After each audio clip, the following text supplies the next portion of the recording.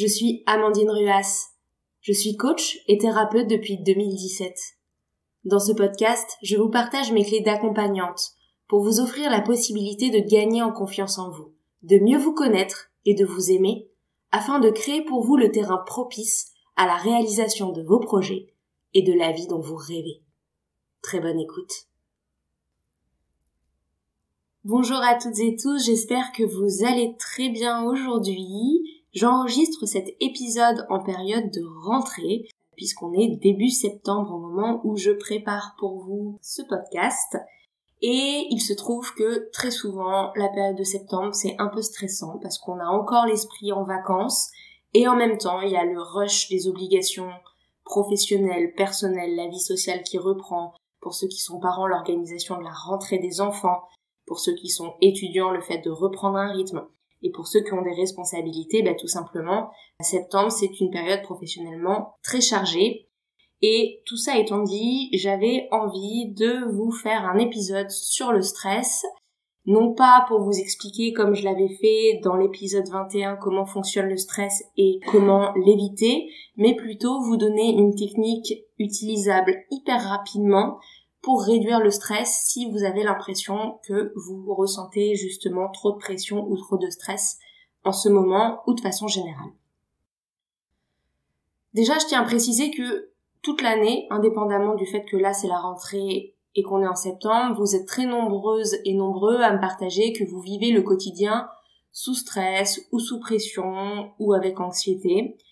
Vous êtes stressé par la charge mentale du quotidien, d'organiser la maison, les enfants, les tâches ménagères, l'intendance, l'administratif, par le rythme professionnel, les exigences de votre management, le rythme de la gestion des projets de votre entreprise, par les obligations sociales qui s'enchaînent, avec le fait qu'on est très sollicité bien souvent avec une vie sociale active, par le fait que vous jonglez entre le rôle de conjoint, de conjointe, de salarié, de parents, d'amants ou d'amantes, d'enfants aussi si vous rendez visite régulièrement à vos parents, et puis de façon générale par les to-do list qui se réduisent jamais.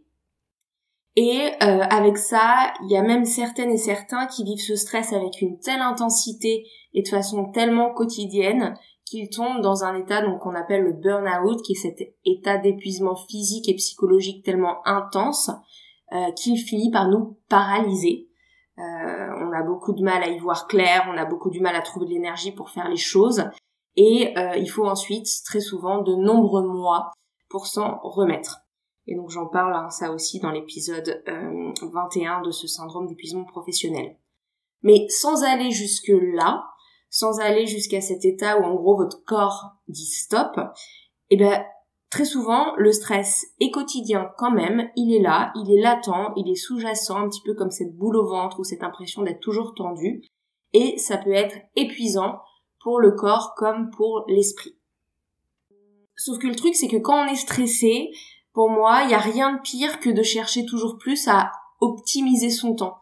Vous savez, quand vous êtes stressé, il y a des gens qui vont vous dire mais organise-toi mieux, peut-être optimise ton temps, regarde comment faire des to-do list ou regarde les techniques de gestion de son temps ou les techniques de gestion des tâches. Mais je trouve qu'en fait, quand on est déjà sous pression, il n'y a rien de pire que de se rajouter la charge mentale de s'occuper de réagencer son planning, sa technique de gestion du temps. Et en fait, pourquoi ? Parce qu'avant même de penser aux solutions concrètes, qu'est-ce que je peux faire pour réagencer mon temps, mon quotidien, il est essentiel d'abord de ramener dans votre corps un état de détente suffisant, donc un état avec une absence de stress, le stress étant cette caractéristique physique qui tend votre corps, pour pouvoir ensuite, grâce à cette détente récupérée, y voir plus clair et après prendre les décisions nécessaires.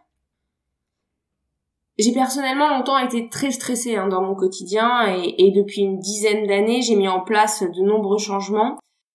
C'est passé d'abord par le yoga, la méditation, le sport qui est pour moi une super technique pour alléger le stress quand j'en ressens. Tout simplement alléger mon emploi du temps aussi, apprendre à dire non, dormir autant que mon corps le demande, pratiquer la respiration, extérioriser ce qui me pèse beaucoup auprès de mon chéri ou d'une amie ou d'un ami, d'un proche bienveillant en tout cas. Et je vous parle dans certains épisodes de beaucoup de ces techniques, Mais là, il y en a une que j'ai envie de vous partager plus spécifiquement et à laquelle j'ai envie de dédier entièrement cet épisode, parce que pour moi, c'est une technique que j'ai découverte avec beaucoup d'émerveillement tellement elle est efficace, et je regrette de l'avoir découverte un peu tard. C'est presque une des dernières techniques pour alléger mon stress que j'ai découverte, et donc ça me tient à cœur de pouvoir vous la partager pour que vous puissiez peut-être vous l'approprier si elle vous parle. Et donc cette technique, c'est ce qu'on appelle la cohérence cardiaque. Et donc dans l'épisode d'aujourd'hui, je vous propose d'apprendre avec beaucoup de simplicité à réduire tout ce qui est stress grâce à cette technique de respiration à la fois simple et puissante qui est la cohérence cardiaque. Donc pour démarrer, qu'est-ce que c'est la cohérence cardiaque ? Il faut savoir que c'est un état d'équilibre dans votre corps, un état d'équilibre biologique entre les pulsations de votre cœur, le niveau de votre pression artérielle et le rythme de votre respiration, qui sont tellement en harmonie en fait, qui sont tellement synchronisés que tout votre corps va générer des hormones de bien-être. Et en fait, cet état, vous l'avez naturellement, sans même pratiquer la respiration dont je vais vous parler, lorsque, au quotidien, vous ressentez du bien-être, de la paix intérieure, de l'amour inconditionnel, quand vous êtes face à un paysage de nature apaisant. Et bien là, naturellement, votre système interne est sur ce rythme d'équilibre, cœur, pression artérielle, rythme respiratoire, que vous pouvez ensuite induire avec la cohérence cardiaque. Donc c'est une super nouvelle parce que notre corps, quand il va bien, il est sur un rythme d'équilibre et nous, grâce à la respiration, on va être capable d'auto-induire cet état de bien-être. Comment on l'auto-induit, cet état de bien-être ? Tout simplement en pratiquant une respiration qui compte 5 temps à l'inspire et 5 temps à l'expire. Donc je compte jusqu'à 5 à l'inspire. 1, 2, 3, 4, 5. Puis j'expire.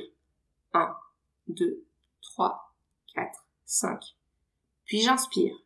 1, 2, 3, 4, 5. Et ainsi de suite. Pendant au moins 5 minutes, je vous expliquerai pourquoi c'est important de le faire au moins 5 minutes.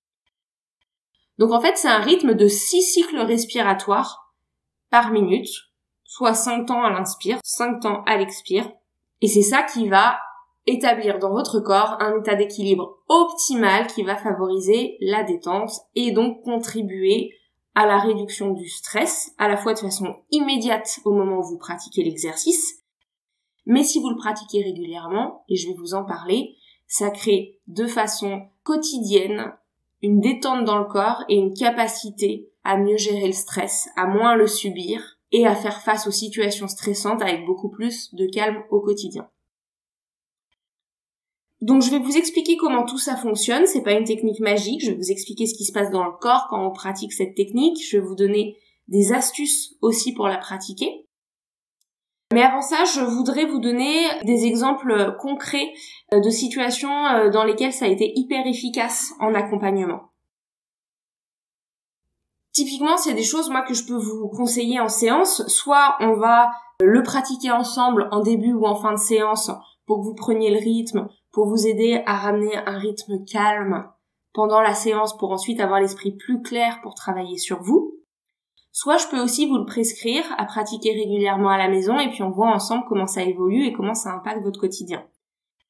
Et là, j'ai en tête 2 exemples récents qui ont été extrêmement favorables, pour lesquels on a mis en place la cohérence cardiaque de façon quotidienne, agencée bien sûr à d'autres outils de coaching, mais quand même ça a été aussi un des moyens de voir un super effet sur le stress.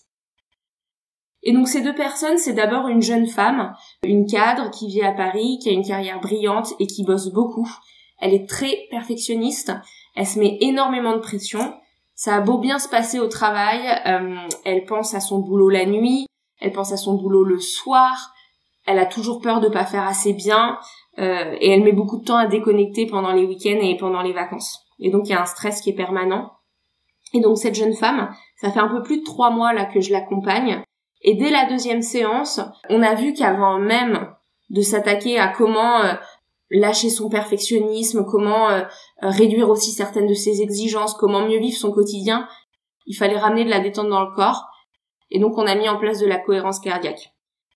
Et au bout d'un mois, donc on était à la 4e séance, elle sentait déjà dans son sommeil, dans son quotidien, beaucoup d'améliorations. Et ça nous a permis ensuite d'avoir un terrain super propice et super favorable pour ensuite aller explorer son passé, qu'est-ce qui faisait qu'elle était perfectionniste, exigeante, qu'est-ce qu'elle pouvait faire pour lâcher ça, et ensuite mettre en place des changements concrets. Et j'ai un autre exemple que je vous partage qui est un peu différent, mais que je trouve pour autant très parlant. C'est un sportif que j'accompagne, qui prépare donc une compétition très importante, je vais pas préciser quelle compétition parce que du coup ça risquerait de lever l'anonymat et la confidentialité sur le nom de ce sportif si je vous précisais quelle était la compétition. Mais en gros, il prépare donc une compétition de long terme qui est très importante pour lui. Et donc là, on a mis en place la cohérence cardiaque comme pratique du quotidien, non pas pour réduire son stress, mais pour de façon générale créer en lui un état de disponibilité mentale et de détente qui lui permet d'aborder ses entraînements et cette échéance de compétition exigeante et importante avec beaucoup plus de sérénité. Et depuis qu'on a mis ça en place, il voit aussi des résultats flagrants dans la façon dont il se projette par rapport à cette compétition et la façon dont il aborde ses entraînements. Donc voilà, vous voyez ces deux exemples complètement différents, une vie professionnelle de salarié, de cadre stressante et la préparation d'une exigence. Mais ça peut vraiment s'utiliser sur plein de choses, la préparation d'un entretien d'embauche, parce qu'on est stressé, parce qu'on est une maman avec une forte charge mentale, ou tout simplement votre quotidien professionnel stressant. Donc cela étant dit, comment ça fonctionne et comment marche la cohérence cardiaque pour réduire le stress? Alors, pour comprendre l'effet de la cohérence cardiaque sur le corps, il va être important de comprendre avant toute chose comment fonctionne notre système nerveux et comment le corps génère du stress. Faut savoir que dans le système nerveux, donc le système qui régit nos fonctions vitales, motrices et intellectuelles, donc tout le système qui vous permet à la fois de vivre, de parler, de bouger, de réfléchir, il se compose de 2 branches. D'abord un système nerveux qui est dit volontaire. Volontaire parce que vous le contrôlez avec votre volonté. Et ce système nerveux volontaire, il vous permet de bouger, de faire les mouvements, de décider de parler, de réfléchir, de marcher, de danser, d'agir. Et donc en bref, de faire tous les mouvements, actes de parole ou actes de pensée que vous contrôlez. Ça, c'est le système nerveux dit volontaire. Et puis vous avez un système nerveux qui, lui, n'est pas volontaire et il est dit autonome. Il est dit autonome parce que, comme son nom l'indique, il gère de façon autonome les fonctions vitales de votre organisme, comme la respiration, les battements de cœur, la digestion, la circulation du sang, la pression artérielle, le sommeil. C'est pas vous qui décidez, tiens, là je commence à digérer. C'est votre corps qui va faire ça de façon automatique. Et donc ça, c'est le système nerveux autonome qui gère ça. Et donc en fait, notre système nerveux autonome, vous allez voir que c'est aussi lui qui est en partie impliqué dans toutes les réactions de stress et de détente. Il est lui-même, ce système nerveux autonome, divisé en 2 branches.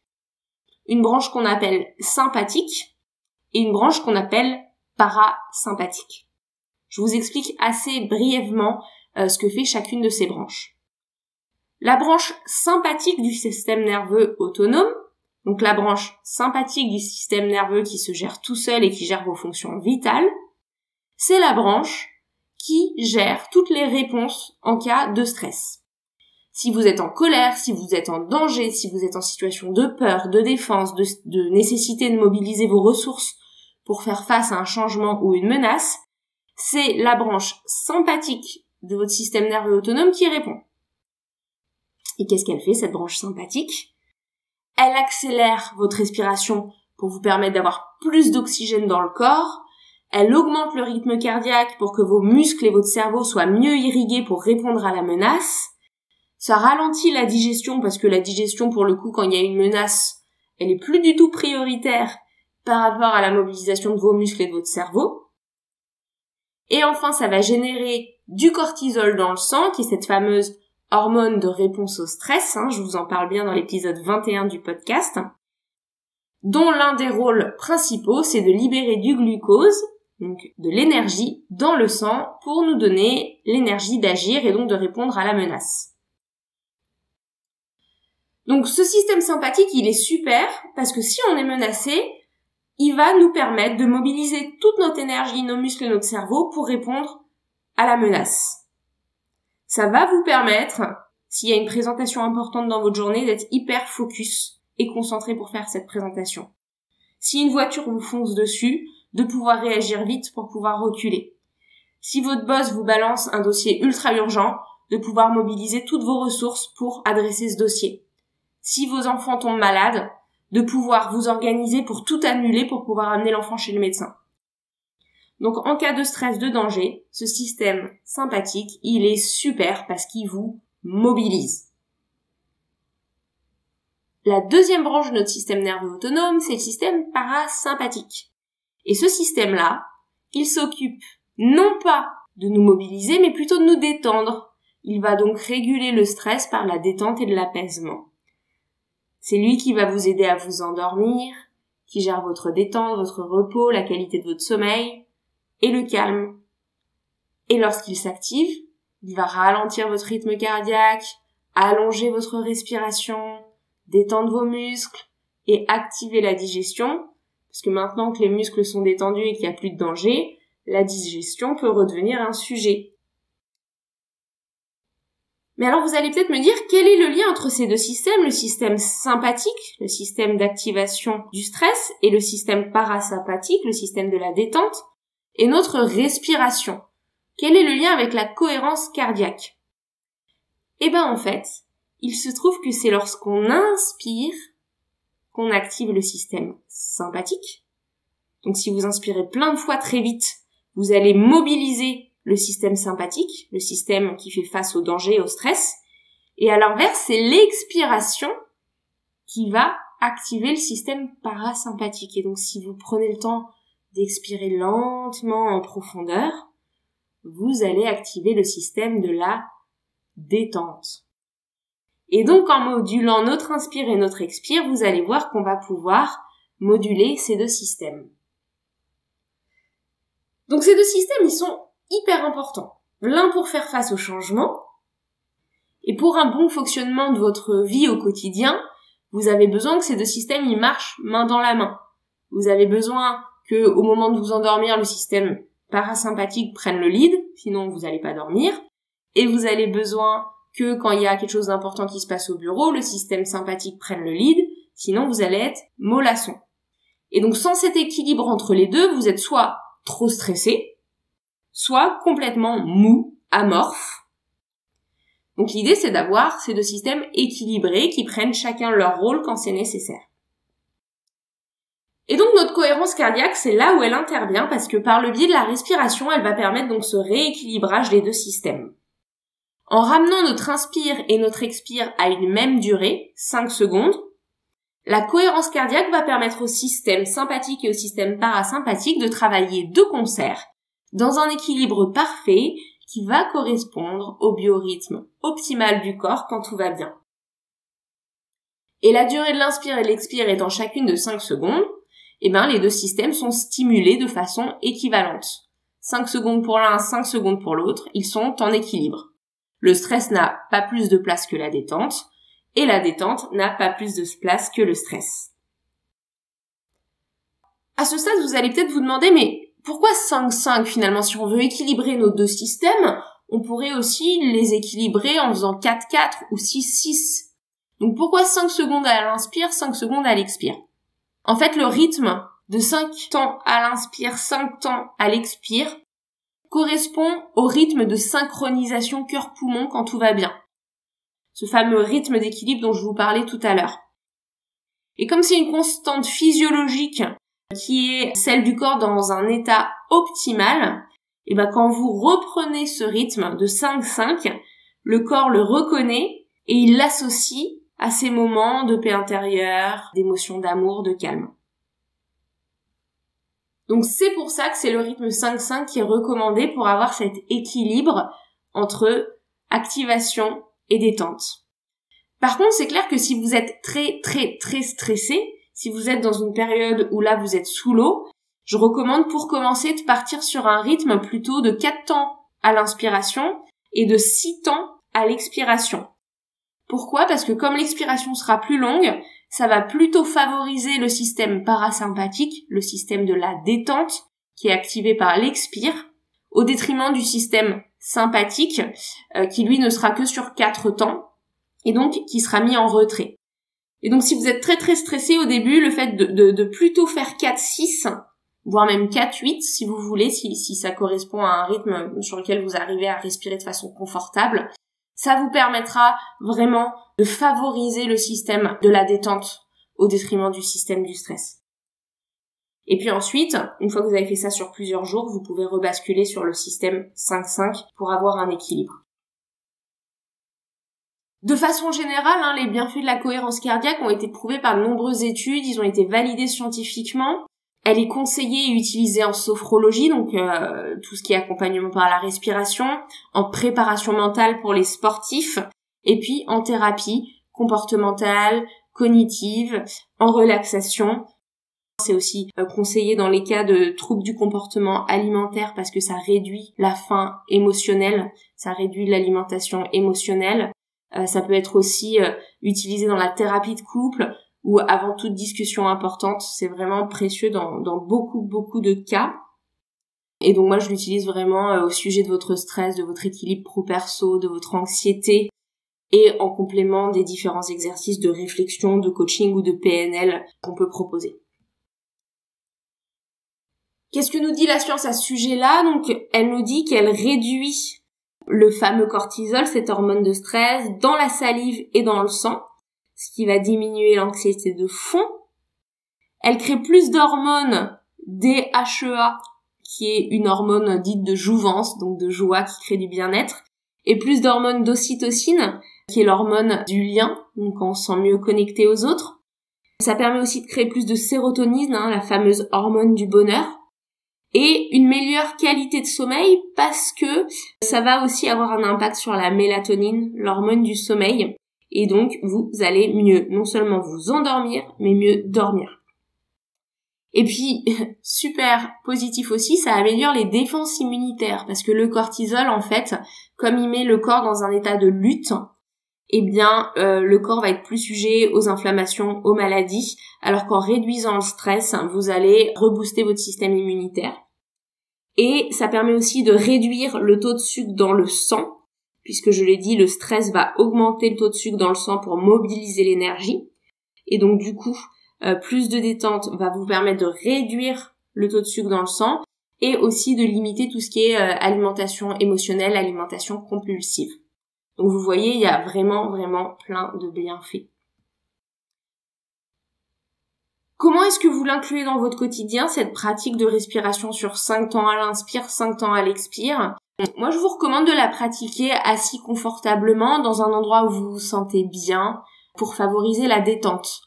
Mais ne vous mettez pas de pression si vous la faites en mode séance express dans le métro en partant au bureau, dans le métro en rentrant du bureau ou même dans les toilettes du bureau entre 2 réunions stressantes, c'est très bien aussi. Donc, vraiment, ce qui est important, c'est de faire des séances de 5 minutes tous les jours. Après, peu importe le climat et le contexte dans lequel vous le faites, vous n'êtes pas obligé d'être assis sur un coussin de méditation pour faire ça. Et je vous conseille de le faire en respirant plutôt par le nez, parce que l'air est mieux filtré par le nez que par la bouche. Et puis, d'opter plutôt pour une respiration ventrale, donc par le ventre, en gonflant bien et en dégonflant bien le ventre à chaque inspire et à chaque expire, un peu comme un ballon.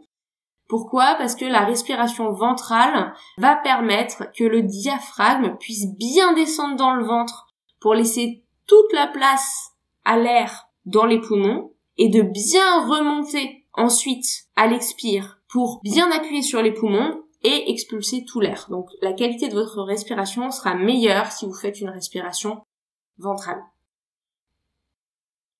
Ensuite, l'idée, c'est donc de pratiquer au moins 5 minutes.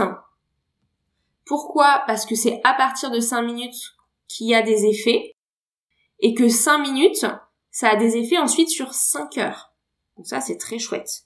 Vous faites 5 minutes le matin, sur les 5 heures suivantes, votre corps va pouvoir reconnecter avec ce biorhythme d'équilibre. Et je vous conseille de le faire 3 fois par jour. Pourquoi 3 fois par jour? Parce que comme la réduction du cortisol engendrée par 5 minutes de pratique a une durée d'environ 5 heures, et ben si vous le faites 3 fois dans la journée, vous couvrez quasiment tout votre temps d'éveil en prolongeant la détente sur un total de 3 fois 5 heures, donc 15 heures. Donc ça, c'est top. Et si en plus vous avez des problèmes pour vous endormir, vous rajoutez une séance juste avant le coucher, et donc ça vous permettra ensuite d'avoir de la détente pendant 5 heures sur vos 5 premières heures de sommeil. Pour pratiquer, soit vous comptez dans votre tête, 1, 2, 3, 4, 5, et puis 1, 2, 3, 4, 5, tout basiquement. Moi, très souvent, je fais ça, et ça marche très bien. Mais il y a aussi d'autres façons de faire. Vous pouvez utiliser une des nombreuses applications qui est disponible. À titre personnel, moi, j'utilise pour moi et aussi pour mes clients quand je le fais en séance, l'application Top Breath, que j'aime beaucoup, et qui vous sert de minuteur pour faire le comptage pour vous. Et puis il y a une petite musique et un gong apaisant qui va marquer le début et la fin de chaque inspiration et expiration. Donc ça c'est vraiment très chouette parce que il y a en plus cette petite musique apaisante qui vient contribuer à encore plus de détente. Et puis il y a aussi une autre technique que moi j'aime bien, que je vais faire notamment quand je pratique le soir, c'est de me créer un minuteur interne, non pas en comptant, mais en choisissant une phrase, une affirmation, qui va durer 5 secondes et que je vais prononcer pour compter l'inspire et compter l'expire. Par exemple, moi, j'aime bien utiliser « je me sens calme et apaisé à l'intérieur ». Et donc, pendant que je prononce ça dans ma tête, j'inspire. Et ensuite, je prononce « tous les muscles de mon corps sont détendus ». Et sur cette phrase, j'expire. Je me sens calme et apaisé à l'intérieur. Puis, tous les muscles de mon corps sont détendus. Et ça vient marquer l'inspire et l'expire. Et ce qui est très chouette avec cette méthode-là, c'est qu'il y a vraiment un double effet. Il y a à la fois l'effet de la cohérence cardiaque, et puis il y a l'effet des affirmations positives qui viennent renforcer la sensation de bien-être. Et si vous l'avez pas fait et que vous connaissez pas forcément bien comment fonctionnent les affirmations positives, c'est pas quelque chose de magique, ça marche très bien pour des raisons neurophysiologiques et je vous l'explique en détail dans l'épisode du podcast que j'ai dédié aux affirmations positives, qui est l'épisode 23, dans lequel je vous explique à la fois comment les affirmations fonctionnent et ensuite sur la deuxième moitié de l'épisode, vous avez une mise en pratique pour pratiquer justement les affirmations de façon guidée. Donc n'hésitez pas à l'écouter si vous l'avez pas encore fait. Et enfin, la dernière question qui se pose sur l'aspect pratique, c'est est-ce que je dois pratiquer tous les jours? Et si oui, est-ce que c'est pendant 1 mois, pendant 2 mois, toute ma vie?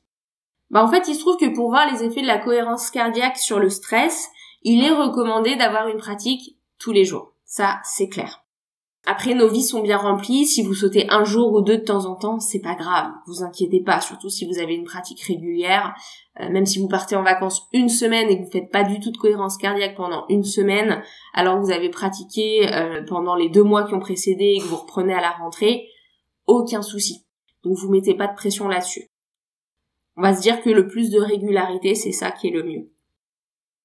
Et si vous démarrez, sachez qu'en pratiquant tous les jours, vous allez voir des effets très nets au bout d'1 mois. Donc c'est chouette quand même de se dire, c'est pas long quoi. Il faut pas attendre 1 an pour voir des effets. Vous faites ça tous les jours, 5 minutes par jour, 3 fois par jour pendant 1 mois. Et là, vous allez déjà voir des effets très très nets sur votre état de stress. En plus, c'est vraiment des pratiques courtes, c'est des pratiques de 5 minutes, 3 fois 5 minutes, ça se place super facilement. Vous faites ça dans le métro, en marchant pour aller acheter le pain, au bureau entre 2 réunions, le matin au réveil, dans la queue du supermarché alors que vous êtes en train d'attendre et qu'il y a beaucoup de monde. Vraiment 5 minutes, ça se cale un peu partout dans le quotidien. Donc c'est vraiment une technique qui est une technique que je trouve top parce qu'elle est à la fois puissante et facile à utiliser. Et personnellement, je ne peux que recommander cette méthode pour les stressés. Et j'ai même des personnes qui me disent « Oui, mais moi j'ai déjà testé la méditation et ça m'a pas parlé. » Oui, mais la cohérence cardiaque, c'est différent.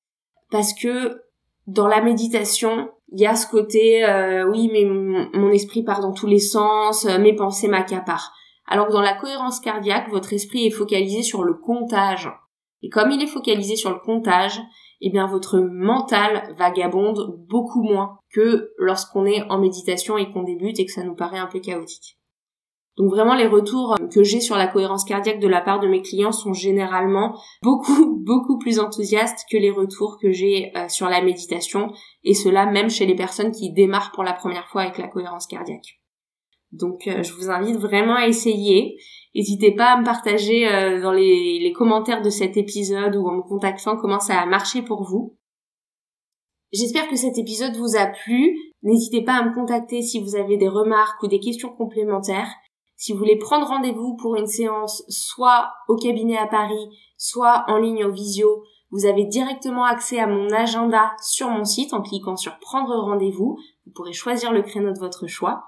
Et puis vous pouvez aussi me suivre sur Instagram, sur le compte Amandine_Ruas_coaching. Je vous partage 2 fois par semaine des clés pour travailler sur vous, et me suivre également sur ma page pro LinkedIn. Comme d'habitude, je reste disponible pour vos questions et je vous souhaite une très belle journée. À très bientôt.